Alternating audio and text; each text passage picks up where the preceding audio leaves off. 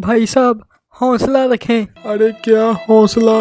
भाई जो होने को मंजूर था वही हुआ, लेकिन अभी मुझे समझ में नहीं आई कि अभी पिछले हफ्ते तो दादाजी स्वस्थ थे, अचानक वो पूरे कैसे हो गए?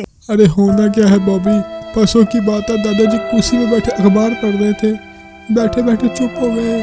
बैठ गया और जाके दादाजी को हिलाया, एक बार, दो बार, तीन बार, दादाजी दादाजी। अच्छा, चौथी बारी अपने आप बोल पाए। हुआ क्या? मतलब पूरे कैसे हो गए? अब तू बता, लड़ाइयाँ किस घर में नहीं होती। दादी जी के साथ उनकी बहस होगी, तुझे पता ही है दादा के पास गुस्सा ही बड़ा है। दादाजी गुस्से में गए और किचन में जाकर मिट्टी का तेल पा दिया। अपने पे? नहीं, चूल्हे पे। हुआ क्या? मतलब आपके दादाजी को अचानक ऐसा क्या हुआ कि वो चले गए? किचन में लगा हुआ था पंखा और तारे थी नंगियां, नंगिया तारा? और दादाजी ने नंगे तारे को जैसे ही हाथ लगाया तो उसके साथ ही चिपक गए? नहीं, बत्ती चली गई। शुक्र है हमारी सरकारों का जो 4-4 दिन के कट लगा देती है। हुआ क्या? मतलब आपके दादाजी को अचानक ऐसा क्या हुआ कि वो चले गए? मैं जब शाम को दादाजी को देखने गया तो वो अच्छे खासे हंस के रहे थे। मैंने जैसे ही उनको रोटी दी और जैसे ही उन्होंने रोटी की पहली टुकड़ा तोड़ के मुंह में पाया तो फिर? कहते रोटी स्वाद ही बड़ी। अरे भाई साहब, आप मुझे ये बताओ ना कि आपके दादाजी पूरे कैसे हुए? अब स्वाद स्वाद में 10 रोटियां खा गए। अब तू ही बता बॉबी, इस उम्र में 10 रोटियां पच सकती है? वही हुआ जिसका डर था। आगे दादाजी रोज सुबह 4 बजे उठ जाते थे, लेकिन उस दिन क्या हुआ? उस दिन 4:30 बजे उठे।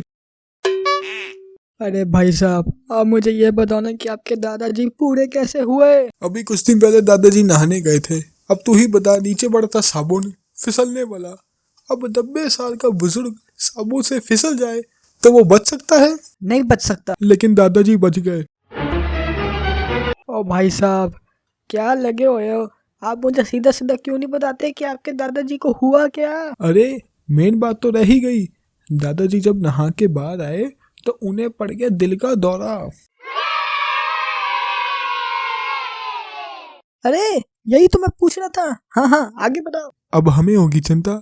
हम फटाफट दादाजी को डॉक्टर के पास ले गए और डॉक्टर ने उनकी नब्ज पकड़ के उसी समय कह दिया क्या? कि घबराने की कोई जरूरत नहीं है, दादाजी बिल्कुल ठीक ठाक है।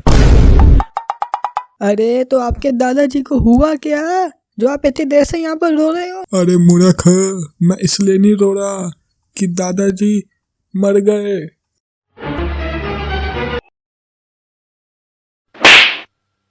अरे अगर कुछ नहीं हुआ तो आप इतनी देर से रो क्यों रहे हो? बल्कि इसलिए रो रहा हूँ कि ना दादाजी इस दुनिया से जा रहे हैं और ना मुझे मेरी हिस्से की जायदाद मिल रही है।